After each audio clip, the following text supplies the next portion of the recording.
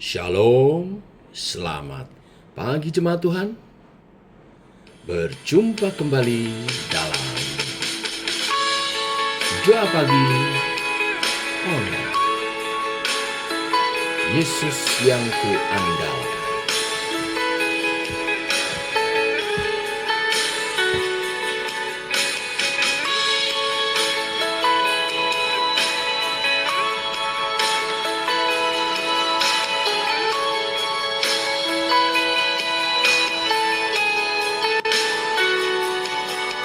Ku perlu Engkau Yesus, haus jiwaku menantikanmu. Ku percaya Kau penuh pengharapanku di dalam-Mu. Yesus, hanya Kau yang ku andalkan, melebihi siapapun juga. Yesus, hanya Kau yang ku percaya di setiap waktu. Tiada lain yang ku andalkan selain Kau, Yesus.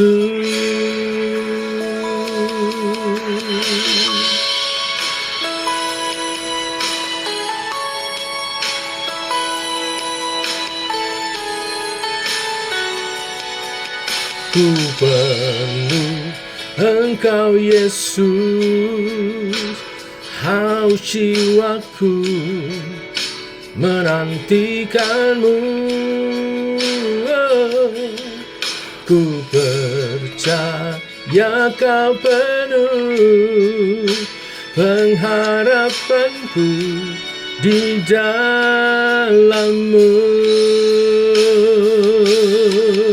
Yesus, hanya Kau yang ku andalkan, melebihi siapapun juga. Yesus, hanya Kau yang ku percaya di setiap waktu. Tiada lain yang ku andalkan selain Kau, Yesus.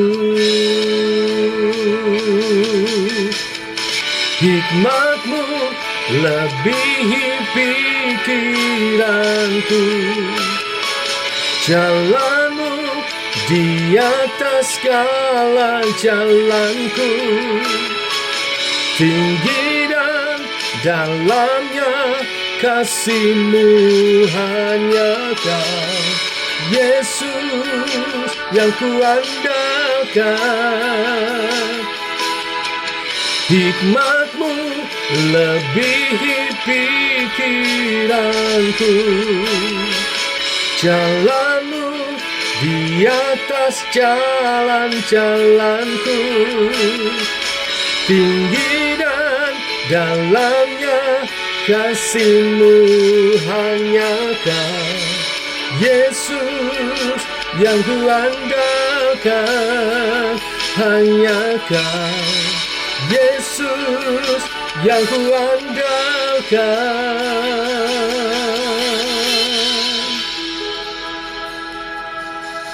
Yesus, hanya Kau yang ku andalkan, melebihi siapapun juga.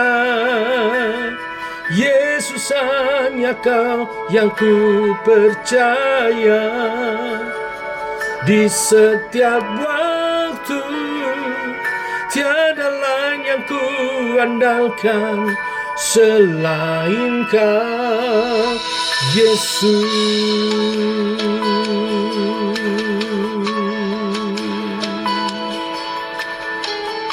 Hanya Kau Yesus.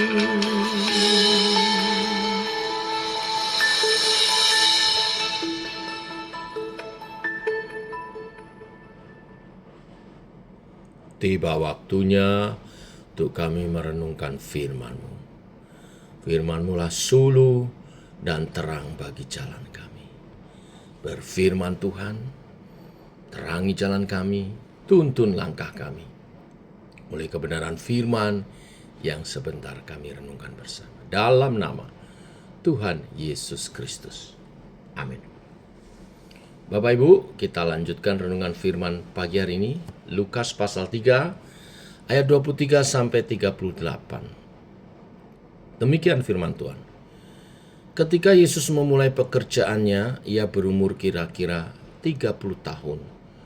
Dan menurut anggapan orang, ia adalah anak Yusuf, anak Eli, anak Matat, anak Lewi, anak Malki, anak Yanai, anak Yusuf, anak Matika, anak Amos, anak Nahum, anak Hesli, anak Nagai, anak Maat, anak Matika, anak Simei, anak Yosek, anak Yoda, anak Yohanan, anak Resa, anak Zerubabel, anak Sealtiel, anak Neri, anak Malki, anak Adi, anak Kosam, anak Elmadam, anak anak Yesua, anak Eliezer, anak Yorim, anak Matat, anak Lewi, anak Simeon, anak Yehuda, anak Yusuf, anak Yonam, anak Eliakim, anak Milea, anak Mina,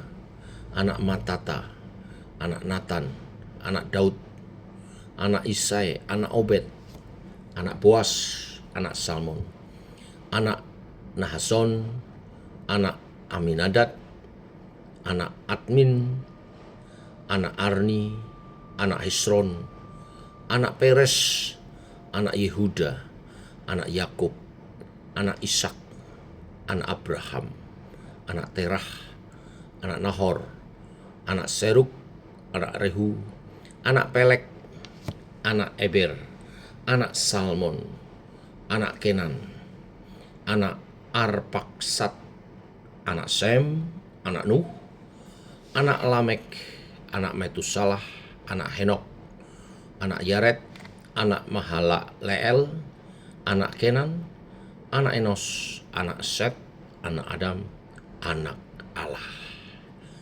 Sampai di sini pembacaan firman Tuhan. Bapak Ibu, baru saja kita baca tentang silsilah Yesus versi Injil Lukas. Versi Injil Lukas berbeda dengan Injil Matius. Karena Injil Matius, Yesus ditekankan sebagai raja. Penekanan Injil Matius adalah menekankan Yesus sebagai raja dari keturunan orang Yahudi. Oleh sebab itu sangat teguh berpegang pada konsep pemilihan bangsa Israel sebagai umat Allah, di mana Yesus dihubungkan dengan Daud sebagai bapak leluhurnya, sesuai juga daripada covenant perjanjian dengan Allah bahwa juru selamat akan lahir sebagai anak Daud. Sebaliknya Injil Lukas menekankan Yesus dalam kemanusiaannya, dan Injil Lukas ditujukan bagi orang-orang non-Yahudi, bukan Yahudi, yang ingin menekankan Yesus sebagai juru selamat bagi dunia. Bukan hanya untuk Israel, tetapi untuk seluruh umat manusia di seluruh dunia. Itulah sebabnya silsilah Yesus menurut Injil Lukas tidak berhenti sampai pada Daud dan Abraham sebagai bapak leluhur. Akan tetapi Lukas meneruskannya sampai kepada Adam, yaitu bapak seluruh umat manusia, dan diakhiri dengan anak Allah. Keilahian Yesus di dalam kemanusiaannya yang sejati, dia adalah juga Allah yang sejati. Mari kita lihat pengertian ini dalam dua hal. Yang pertama, kita mau membahas tentang kemanusiaan Yesus. Dalam kemanusiaannya, Yesus adalah manusia sejati. Ini penting karena dia harus menebus dosa umat manusia. Upah dosa ialah maut. Kematian Yesus harus sebagai kematian manusia sejati karena menebus dosa manusia. Di awal perikop dituliskan, menurut anggapan orang, Yesus adalah anak Yusuf, ayat 23 ya. Namun dalam perkembangannya setelah semua orang mendengar bagaimana dia mengajar dan isi pengajarannya, dan juga kuasa yang menyertai dan kasihnya yang murni, mereka heran dan kagum dengan segala perkataan pengajarannya.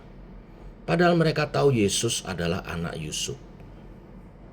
Yesus sendiri kemudian menegaskan kepada mereka bahwa tidak ada nabi yang dihargai di tempat asalnya. Jujur seringkali kita juga demikian. Karena kita mengenal akrab siapa pengkhotbahnya, maka seringkali kita mengurangi nilai keilahian firman yang disampaikan. Apa bukti lain menunjukkan Yesus adalah manusia sejati? Yesus memberi diri dibaptis oleh Yohanes di perikop sebelumnya. Bukan sebagai tanda pertobatan, walaupun Yohanes membaptis sebagai tanda pertobatan, tetapi untuk menggenapi seluruh kehendak Allah. Matius 3 ayat 11-15 mengatakan hal itu. Keistimewaan ditunjukkan dalam baptisan Yesus saat Bapa memperkenan dengan terdengarnya suara dari langit dan Roh Kudus turun dalam bentuk burung merpati. Yesus adalah manusia sejati seutuhnya. Karena dikandung dan dilahirkan oleh Maria ibunya. Seperti yang telah diberitahukan Gabriel, malaikat, kepada perawan Maria. Dan bayi yang dikandung harus diberi nama Yesus, yang dalam bahasa Ibrani Yehova, yang artinya Allah Juru Selamat. Bagaimanapun juga proses kehamilan dan kelahiran Yesus melalui perawan Maria terkait dengan keilahian, bukan hasil hubungan suami istri. Dengan kata lain, Yesus memang lahir sebagai manusia sejati, tetapi penuh dengan keilahian. Waspada, jangan iman kita memudar hanya karena melihat Yesus sebagai manusia. Injil Lukas justru menekankan kemanusiaannya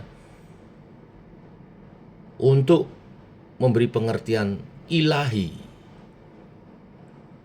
Dengan melihat kemanusiaannya, kita justru menemukan keilahian Kristus sebagai anak Allah. Maka di silsilah terakhir dikatakan anak Allah. Nah, sekarang bagian kedua, Yesus sebagai anak Allah.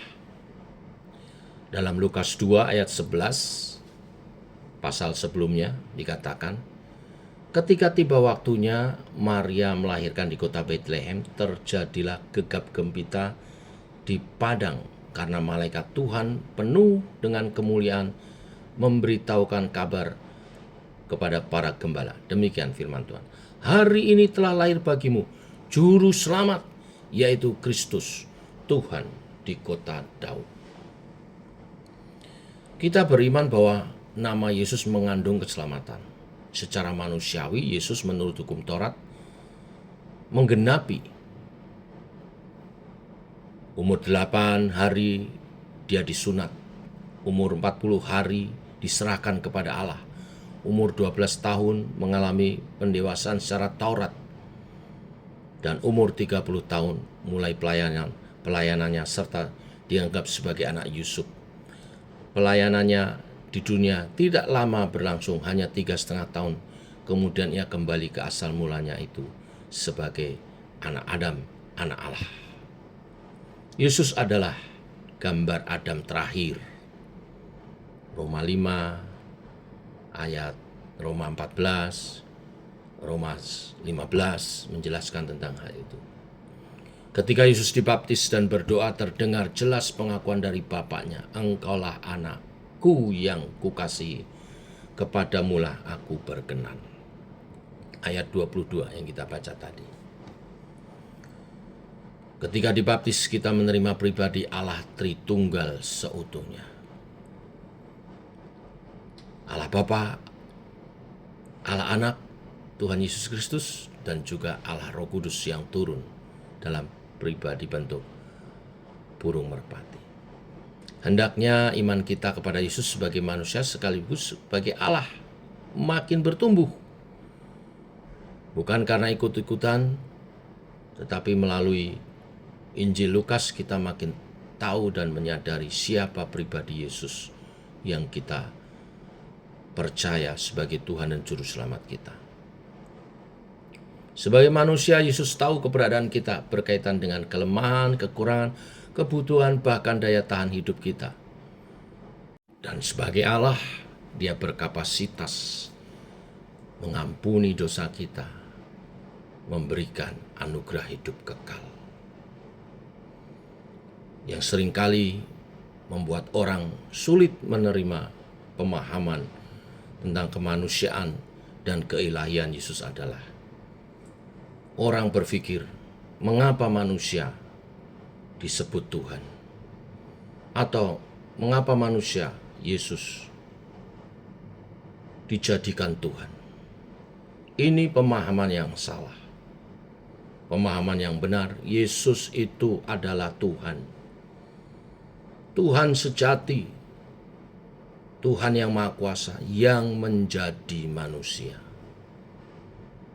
Manusia sejati juga. Karena kesejatiannya itulah Dia layak menebus dosa umat manusia. Jadi Yesus bukan manusia yang jadi Tuhan atau dijadikan Tuhan. Tetapi Yesus adalah Tuhan yang menjadi manusia untuk memberikan pengorbanan dirinya di atas kayu salib guna menggenapi kebenaran firman, upah dosa ialah maut. Menyelesaikan dosa, menuntaskan dosa, harus ada kematian. Demikian pertobatan yang sejati, itu artinya mati bagi dosa, hidup bagi Tuhan. Kristus telah mati untuk dosa-dosa kita, supaya kita yang percaya kepadanya tidak binasa, melainkan peroleh hidup yang kekal, dan tidak lagi hidup dalam dosa-dosanya, tapi hidup dalam kebenaran firman, hidup bagi Tuhan. Biarlah kebenaran firman hari ini meneguhkan setiap iman percaya kita kepada pribadi Yesus sebagai Tuhan dan Juru Selamat kita. Tuhan memberkati. Amin. Mari kita berdoa. Bapa, kami mengucap syukur oleh kasih dan anugerah-Mu. Pagi menjelang siang hari ini, kami diteguhkan iman percaya kami, makin mengenal pribadi Yesus, Tuhan dan Juru Selamat kami. Engkau adalah Tuhan yang menjadi manusia untuk mengorbankan diri-Mu di atas kayu salib, menebus dosa kami, menanggung hukuman kami, mati bagi kami, supaya ketika Engkau bangkit, setiap orang yang percaya juga dibangkitkan dalam kehidupan yang baru. Di dalam Yesus Kristus, pribadi Adam kedua yang memperbaharui kami dalam keturunan ilahi. Setiap orang yang percaya menjadi anak-anak Allah, dan Yesus sebagai yang sulung bagi setiap kami. Sampai Engkau menyempurnakan, dan kami bersama-sama Yesus dalam kekekalan. Terima kasih Tuhan, dalam nama Yesus kami berdoa. Amin. Demikian saudara, selamat pagi menjelang siang. Tuhan memberkati. Shalom.